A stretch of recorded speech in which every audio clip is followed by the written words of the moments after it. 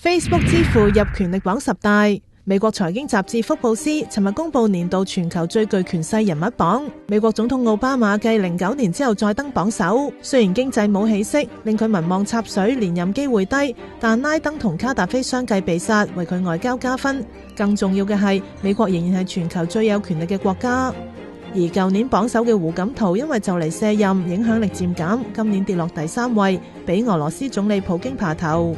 總統梅德韋傑夫宣布唔連任，普京幾乎篤定出年再做總統，再統治俄羅斯6年。排第4嘅德國總理默克爾係入選10大嘅唯一女性。排4位國家元首後邊嘅微軟創辦人 Bill Gates，佢嘅疫苗研發工作影響全球健康，目標係喺有生之年傳染病唔再成為主要致命原因。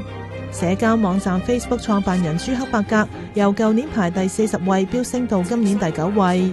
福布斯指佢知道全球超過1成人口，即係大約8億人嘅想法、住處、行蹤等，仲犀利過 CIA。